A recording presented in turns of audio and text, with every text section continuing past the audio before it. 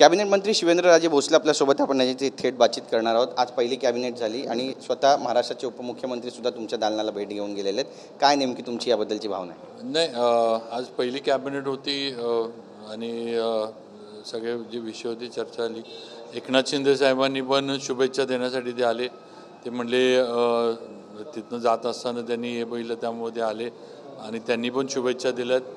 आणि नक्कीच आज पहिलं तर ते जिल्ह्याचे आमचे सुपुत्र आहेत सातारचे मुख्यमंत्री म्हणून त्यांनी अतिशय संघर्षाच्या याच्यामध्ये जबाबदारी सांभाळली होती। आज आता या सरकारमध्ये आता ते आमच्याबरोबर मार्गदर्शक म्हणून काम करतात आणि त्यांच्या नक्की मार्गदर्शनाचा अनुभवाचा मला फायदा होईल आणि त्यांचं नक्कीच माझ्यावर त्यांचं नेहमीपासून लक्ष आहे आणि पुढे सुद्धा राहील याची मला खात्री आहे। तुम्ही छत्रपतींचे वंशज आहात, शाही घराण्यातून येता आणि आज मुंबईच्या दादर छत्रपती शिवाजी महाराज पार्कामध्ये जी वास्तुकला उभारण्यात आलेली आहे, छत्रपती शिवाजी महाराजांचं जी वास्तुकला आहे त्याला कुठेतरी तडे गेलेले आहेत आणि अतिशय दुरावस्था झालेली आहे, शिवप्रेमी नाराज आहेत। नाही, ही बातमी आजच आली सकाळी। खरं म्हणजे कॅबिनेटच्या आधी माननीय मंत्री महोदय आशिष भाऊ शेलार यांनी पण त्यांनी सांगितले की असं झालं आणि लगेच आपण बघितलं पाहिजे। मी माझ्या PWDच्या विभागाला पण सूचना दिल्यात किंवा जाऊन तिथलं काय जे काही करायचं आहे तर त्याचं जे असेल ते दुरुस्तीचं घ्या।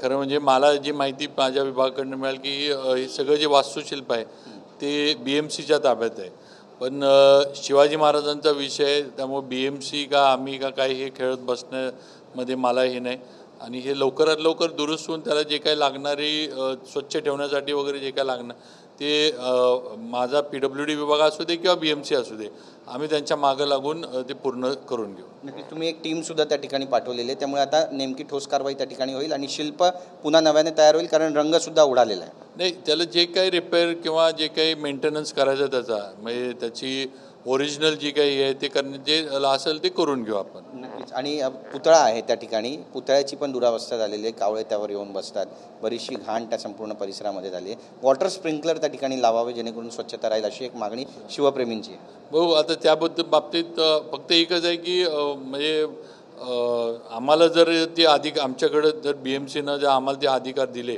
मी स्वतः गगराणी साहेबांशी पण या संदर्भात बोलीन किंवा आम्ही ते करत असलो किंवा फक्त त्यांनी BMCनं त्याच्यामध्ये कुठेही आडकाठी आणू नये एवढाच विषय। साहेब, एक राजकीय प्रश्न विचारायचा होता। बीडमध्ये जे काही सध्या घडतंय प्रकरण तापलेलं आहे, वाल्मिक कराड सध्या पोलिसांच्या ताब्यामध्ये आहे, त्यामुळे दोन समाजामध्ये कुठेतरी तेढ निर्माण होते। तुम्ही समाज बांधवांना काही सांगू इच्छिता का?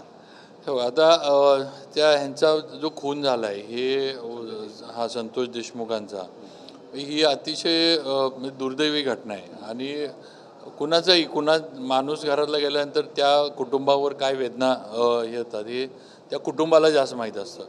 आज त्या कुटुंबाला न्याय मिळाला पाहिजे, संतोष देशमुखांना न्याय मिळाला पाहिजे, ही पहिली भूमिका। मग कोण कुठल्या समाजाचा आहे जातीचा आहे हा नंतर, पण अशी घटना घडल्यानंतर पहिलं त्या कुटुंबाला न्याय मिळाला पाहिजे।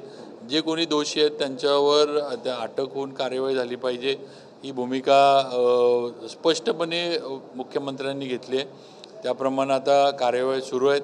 आता हे थोडंफार न्यायप्रविष्ट गोष्टी आहेत, पण एक आहे की याच्यातनं कुठेही आपण म्हटलं तसं दोन समाजामध्ये वितुष्ट नाही आलं पाहिजे। शेवटी कुणाच्या का घरातला असं ना, पण एखादा माणूस असा जर जात असला किंवा त्याला अशा पद्धतीनं क्रूरपणे त्याच्यावर सगळं जे काही आपण वर्णन ऐकतोय वाचतोय असं जर होत असलं तर हे महाराष्ट्राला हे होणार नाही, आपल्या परंपरेला आपल्या ह्याला हे शोभणार नाही। आणि मला नक्की मी त्या कुटुंबाला पण संतोष देशमुखांच्या देऊ इच्छितो की 100% या बाबतीमध्ये मुख्यमंत्री देवेंद्रजी फडणवीस यांच्याकडनं कुठलीही हे होणार नाही, त्याच्यामध्ये जी काय असेल ती कार्यवाही जे दोषी असेल ते सगळ्यांवर नक्की होईल। धन्यवाद आमच्याशी बातचीत केल्याबद्दल। Camera person Yogesh Sawant, Girish Gaikwad, TV9 Marathi, Mumbai.